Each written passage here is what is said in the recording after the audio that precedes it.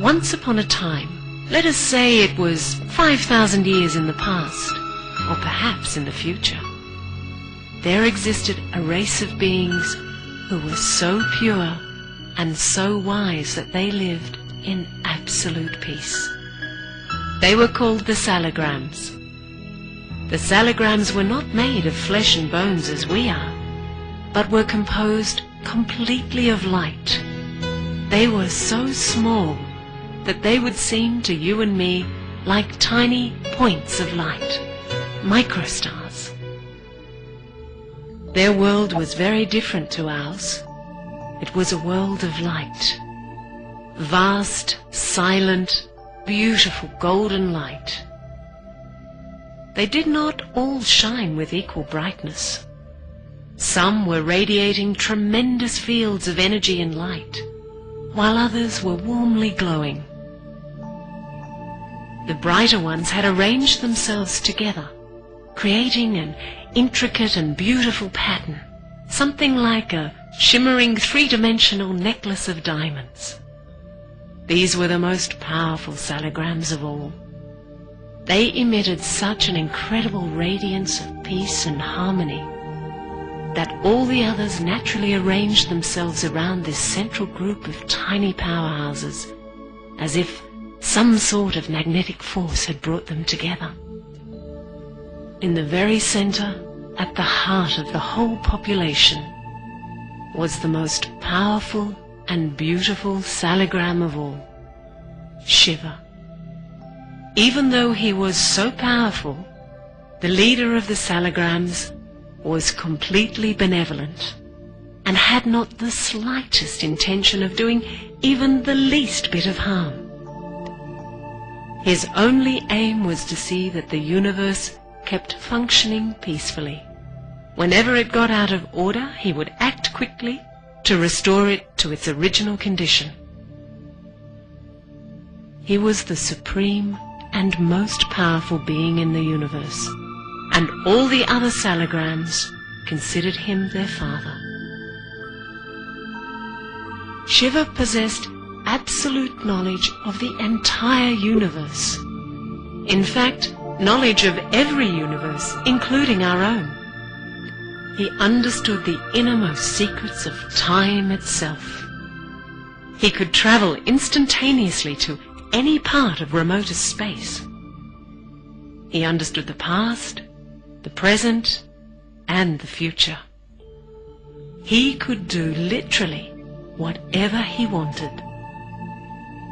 Then a time came when one Salagram, and then another, decided that their home was no longer exciting enough for them.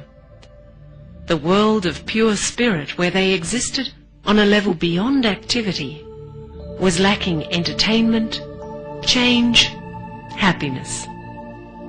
This feeling was communicated amongst the minds of the Salagrams. One of the most radiant beings mentally communicated with Father Shiva. I want to explore another world. Let me take some of the others with me, and we shall colonize some other dimension. There must be a suitable world for us to explore. We have peace here, but we have come so far that we have forgotten what it is to experience, to build again from a new beginning. That is what we desire. Is there such a place, with the material and the potential and the appropriate environment?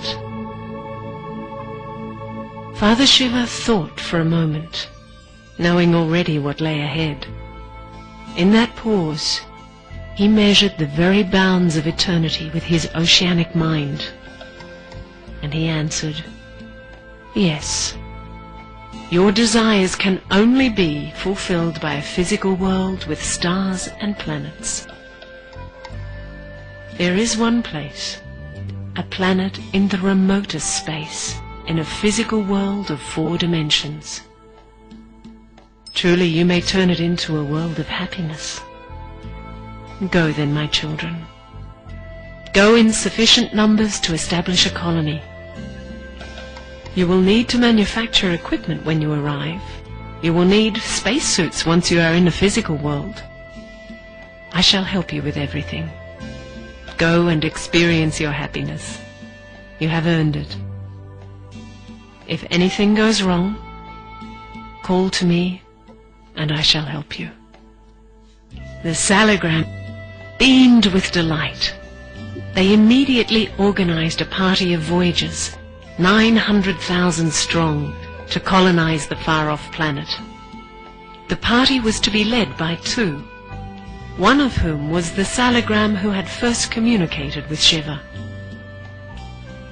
Very soon the voyagers were ready to depart.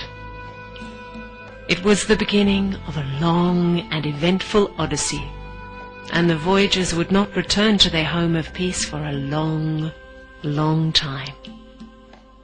The Salagrams were such an advanced race that they needed no physical spaceship in which to travel. Merely by their highly developed thought power, they could transfer themselves out of their light world to any destination they wanted. If you had been there, you would have seen an extraordinary sight, like thousands upon thousands of glowworms flying past, or perhaps the tail of a fast-moving comet through the night sky. It was a short journey, even though reckoned by billions of miles, to their destination, a medium-sized planet very much like our own, except that this one was in virgin condition. The planet rotated, causing a cycle of day and night. There was only one continent, surrounded by an ocean.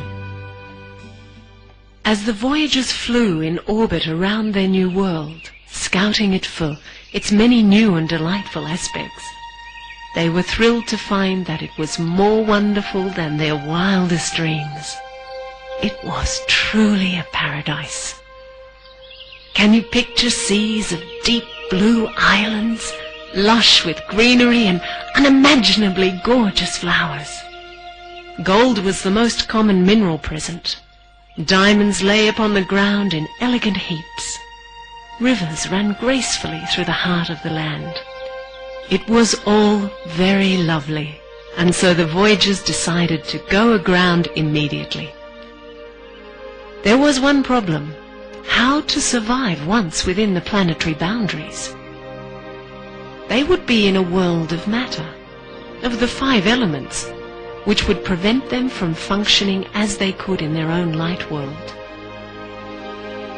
The leader of the expedition decided to enter the planet's atmosphere and find a solution to their problem.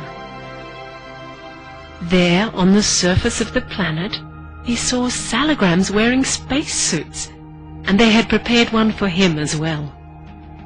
The voyager flew to meet them and accepted their invitation to put on the suit. "What are you two doing here, and where did your suits come from?" the leader asked.